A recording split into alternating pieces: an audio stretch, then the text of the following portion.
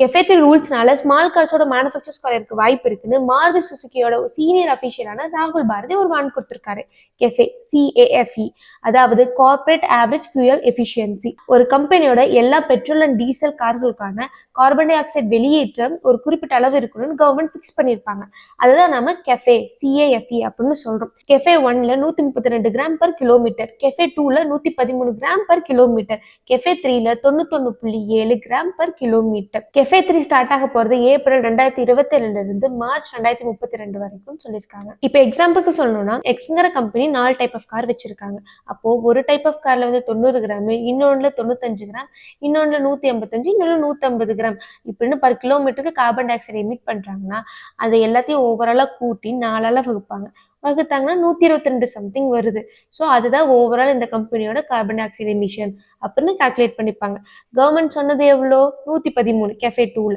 அப்போ இது 122 இருக்குன்னா எக்ஸ்ட்ரா இருக்கு. கவர்மெண்ட் சொன்னதை விட அளவு அதிகமா இருக்கு அப்படின்னா கம்பெனிஸ்க்கு extra cost, penalty and technology upgrade கம்பல்சரின்னு கவர்மெண்ட் ரூல்ஸ் போடுவாங்க. செப்டம்பர் 3 அன்னைக்கு ஃபினான்ஷியல் மினிஸ்டரான நிர்மலா சீதாராமன் 4 கிலோமீட்டருக்கு குறைவா இருக்க கார்களுக்கு 28% இருந்து 18% GST குறைக்கிறத ஒரு அனௌன்ஸ்மெண்ட் கொடுத்திருந்தாங்க. இதனால சின்ன காசோட சேல்ஸ் எல்லாம் பிச்சுட்டு போகும்னு நினைச்சிட்டு 1.4 இருந்து 1.5 லட்சம் வரைக்கும் டிஸ்கவுண்ட் கொடுத்தாங்க.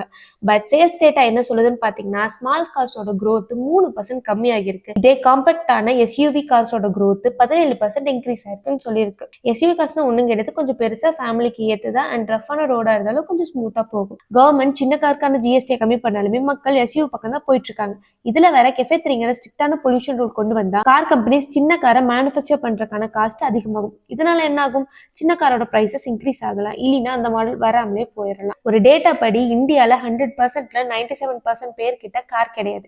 மீதி 3% பேர்கிட்ட மட்டும்தான் கார் இருக்கு. இப்படியே ஸ்மால் கார்ஸோட பிரைஸ் இன்க்ரீஸ் ஆனாலும் இல்ல மாடல் இல்லாம போயிட்டாலும் அந்த 97% பேர்ல கார் வாங்குறவங்களோட கனவே போயிடும் அப்படின்னு மாருதி சுசுகி கம்பெனி சொல்றாங்க. பொல்யூஷனை கண்ட்ரோல் பண்றதுக்காக கவர்மெண்ட் எடுக்கிற ஸ்டெப்ஸ் கரெக்டா இல்ல மாருதி சொல்றது கரெக்டானு உங்க கருத்துக்களை கீழே கமெண்ட்ல சொல்லுங்க. என் வீடியோ உங்களுக்கு பிடிச்சிருந்தா வீடியோக்கு லைக் பண்ணிட்டு சேனலை சப்ஸ்கிரைப் பண்ணி எனக்கு சப்போர்ட் பண்ணுங்க. தேங்க்யூ.